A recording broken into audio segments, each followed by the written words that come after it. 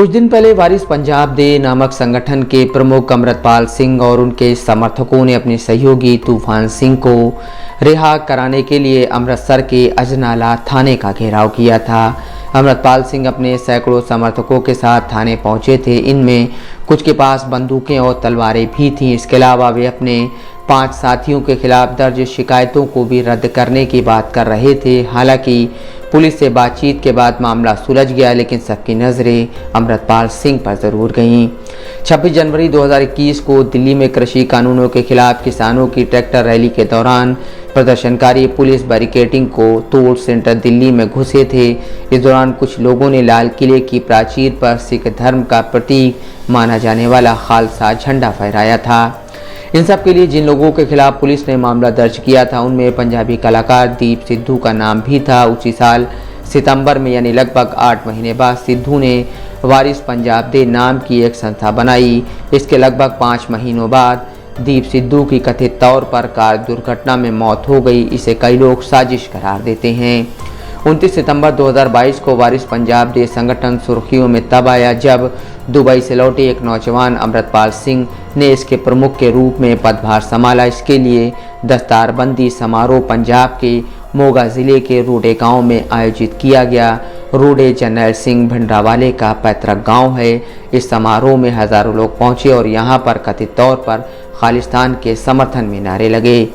अमृतपाल की तुलना अक्सर 1984 के ऑपरेशन ब्लू स्टार में मारे गए जर्नैल सिंह भिंडरावाला से की जाती है। कुछ तो उन्हें भिंडरावाले 2.0 का भी नाम देते हैं। ऐसा करने वाले मानते हैं कि अमृतपाल की कदकाठी उन्हीं की तरह है। वो उन्हीं की तरह दिखते हैं और बातें करते हैं। वो खुलकर खालिस्तान की मांग करते हैं। हालांकि ऐसा करने वाले वो अकेले व्यक्ति हों ऐसा नहीं है। अमृतपाल खुलकर सभी राजनीतिक पार्टियों का भी विरोध करते हैं और साथ ही नशे का भी, जो पंजाब में पिछले सालों में बहुत गंभीर मुद्दा रहा है। लेकिन अभी तक सबसे ज़्यादा सुर्खियां उन्होंने 23 फरवरी को किए गए अजनाला थाने के घेराव की घटना से बटोरी। इस दिन हथियारबंद समर्थकों के साथ उनकी कुछ तस्वीरों ने लोगों को हैरान भी किया और डराया भी। पंजाब विश्वविद्यालय के प्रोफेसर आशुतोष BBC से कहते हैं, ये बात बहुत आश्चर्यचकित करती है कि एक 29 साल का दुबई से आया हुआ व्यक्ति कैसे रातों रात इतना मशहूर हो गया। भिंडरावाले तो एक धार्मिक नेता भी थे। हम जानते हैं कि एक राजनीतिक पार्टी ने उन्हें खड़ा किया था और आगे उन्होंने क्या किया और कब, लेकिन अमृतपाल की इस कदर लोकप्रियता रहस्यमयी नजर आती है। प्रोफेसर आशुतोष के मुताबिक जब हिंदू राष्ट्र की बात होती है तो सिखों को लगता है कि खालिस्तान की भी बात होनी चाहिए।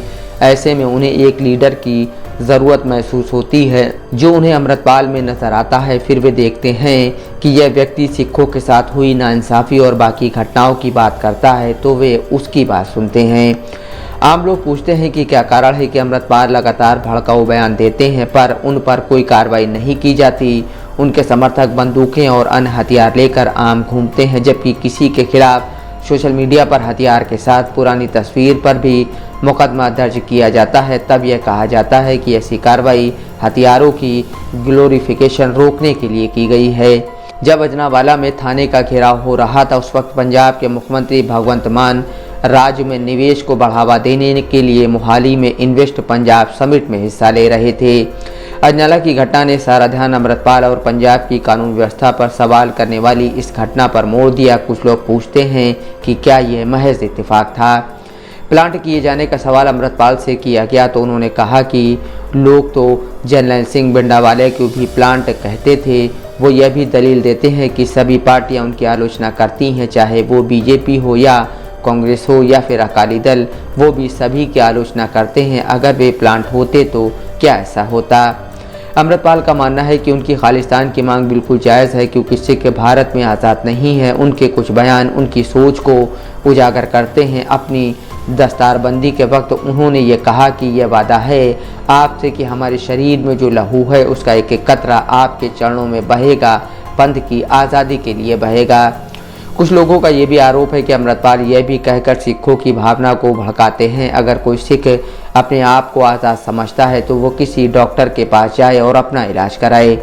वो मौत की भी बात करते हैं और कहते हैं हम मौत से नहीं डरते। मुझसे कहा जाता है कि माताओं के पुत्रों को मरवाऊंगा। मैं कहता हूँ कि जो गुरु के चरणों में मरेगा वो लोगों का पुत्र नहीं रहेगा, वो गुरु का पुत्र हो जाएगा।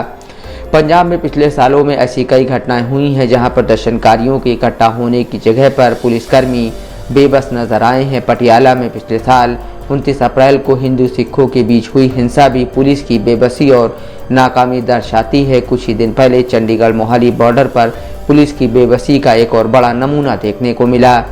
8 फरवरी को कौमी इंसाफ मोर्चा पर आरोप लगा कि उसने चंडीगढ़ पुलिस पर कथित तौर पर पथराव किया और सरकारी गाड़ियां तोड़ने के अलावा सरकारी सामान भी लूटा। इस वारदात में चंडीगढ़ के 13 से अधिक पुलिसकर्मी गंभीर रूप से घायल हुए थे। कई पुलिस वालों ने तो छिपकर और हाथ जोड़कर अपनी जान बचाई। इस मामले में तो मोर्चा पर हत्या के इरादे से पुलिसकर्मियों पर हमला करने का केस दर्ज किया गया है। पुलिस ने यह भी कहा कि यह खालिस्तान की सोच रखने वाले लोगों और संगठनों ने किया है, लेकिन वारदात में शामिल किसी आरोपी को फिलहाल गिरफ्तार नहीं किया जा सका है। अजनाला की घटना पर पंजाब के डीजीपी गौरव यादव कहते हैं, घटना के वीडियो खंगाले जा रहे हैं। जो पुलिस वाले इस घटना में घायल हुए हैं उनके बयानों पर कार्रवाई की जाएगी। वहीं दूसरी ओर अमृतपाल ने कहा है इस चैप्टर को यहीं बंद कर देना चाहिए, लेकिन पुलिस ने फिर मामला दर्ज किया तो फिर प्रदर्शन होगा। जानकार कहते हैं इस घटना से अपराधियों के हौसले बुलंद होंगे और आम लोगों में भय का माहौल होगा। पंजाब की कानून व्यवस्था को लेकर सवाल उठ रहे हैं और साथ ही सरकार और प्रशासन की कार्यशैली पर भी। ऐसे में पंजाब और बाहर के लोग ये भी सवाल कर रहे हैं कि क्या यह राज्य रहने और काम करने के लिए सुरक्षित रह गया है, और ये भी कि कहीं पंजाब में 1980 के खतरनाक दौर की वापसी तो नहीं होने जा रही है। वैसे यह आने वाले दिनों में पंजाब और केंद्र सरकार के उठाए कदमों पर निर्भर होगा। Bureau report, Dastak live news.